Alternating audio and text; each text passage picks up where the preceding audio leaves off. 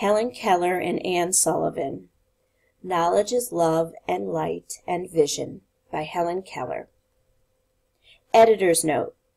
Helen Keller became ill at age 2 and was left blind and deaf. For the next 5 years she grew up in a world of darkness and emptiness. She was afraid, alone, and without any anchor. This is the story of her meeting the teacher who would change her life.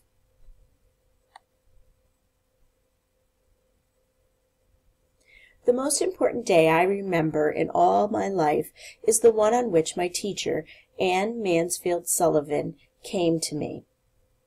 I am filled with wonder when I consider the immeasurable contrasts between the two lives which it connects. It was the 3rd of March, 1887, 3 months before I was 7 years old. On the afternoon of that eventful day, I stood on the porch, dumb and expectant. I guessed vaguely from my mother's signs and from the hurrying to and fro in the house that something unusual was about to happen. So I went to the door and waited on the steps. The afternoon sun penetrated the mass of honeysuckle that covered the porch and fell on my upturned face. My fingers lingered almost unconsciously on the familiar leaves and blossoms which had just come forth to greet the sweet southern spring. I did not know what the future held of marvel or surprise for me. Anger and bitterness had preyed upon me continually for weeks, and a deep languor had succeeded this passionate struggle. Have you ever been at the sea in a dense fog, when it seemed as if a tangible white darkness shut you in, and the great ship, tense and anxious, groped her way toward the shore with plummet and sounding line, and you waited with beating heart for something to happen? I was like that ship before my education began. Only I was without compass or sounding line, and had no way of knowing how near the harbor was. Light, give me light, was the wordless cry of my soul, and the light of love shone on me in that very hour. I felt approaching footsteps. I stretched out my hand, as I supposed it was my mother. Someone took it, and I was caught up and held close in the arms of her who had come to reveal all things to me, and, more than all things else, to love me. The morning after my teacher came, she led me into her room and gave me a doll. The little blind children at Perkins Institution had sent it, and Laura Bridgman had dressed it, but I did not know this until afterward. When I played with it a little while, Miss Sullivan slowly spelled into my hand the word D-O-L-L. I was at once interested in this finger play and tried to imitate it. When I finally succeeded in making the letters correctly, I was flushed with childish pleasure and pride. Running downstairs to my mother, I held up my hand and made the letters for doll. I did not know that I was spelling a word, or even that words existed. I was simply making my fingers go in monkey-like imitation. In the days that followed, I learned to spell in this uncomprehending way a great many words, among them pin, hat, cup, and a few verbs like sit, stand, and walk. But my teacher had been with me several weeks before I understood that everything has a name.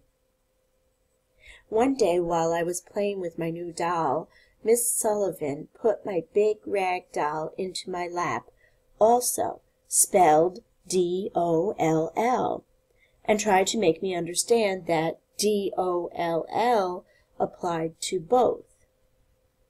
Earlier in the day we had had a tussle over the words M-U-G and water.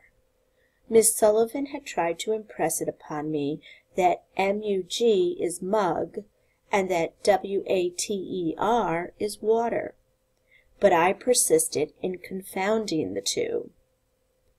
In despair, she had dropped the subject for the time, only to renew it at the first opportunity.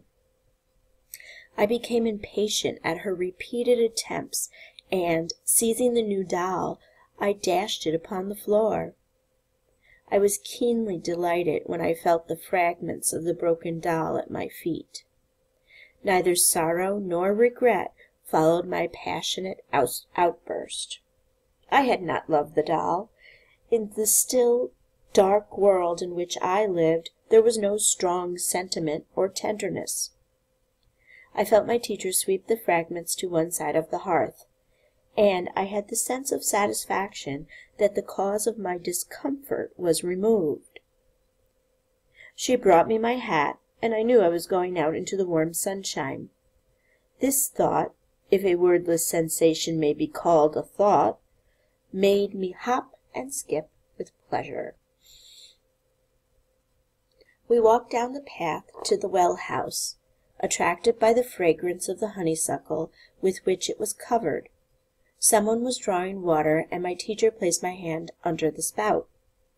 As the cool stream gushed over one hand, she spelled into the other the word water, first slowly, then rapidly. I stood still, my whole attention fixed upon the motions of her fingers.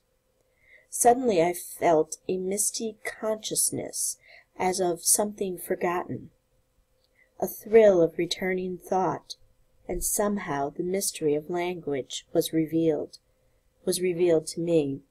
I knew then that water meant the wonderful, cool something that was flowing over my hand, that living word awakened my soul, gave it light, hope, joy, set it free.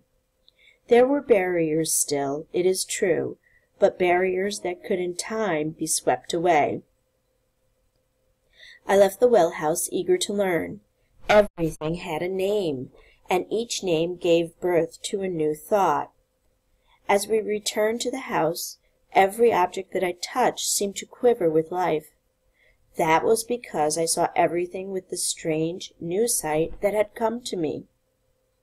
On entering the door, I remembered the doll I had broken. I felt my way to the hearth and picked up the pieces. I tried vainly to put them together. Then my eyes filled with tears, for I realized what I had done, and for the first time I felt repentance and sorrow. I learned a great many new words that day. I do not remember what they all were, but I do know that mother, father, sister, teacher were among them. Words that were to make the world blossom for me, like Aaron's rod with flowers. It would have been difficult to find a happier child than I was as I lay in my crib at the close of that eventful day, and lived over the joys it had brought me, and for the first time longed for a new day to come. Editor's note: Helen went on to graduate cum laude from Radcliffe. She then devoted the rest of her life to teaching and giving hope to the blind and deaf, as her teacher had done. She and Anne remained friends until Anne's death.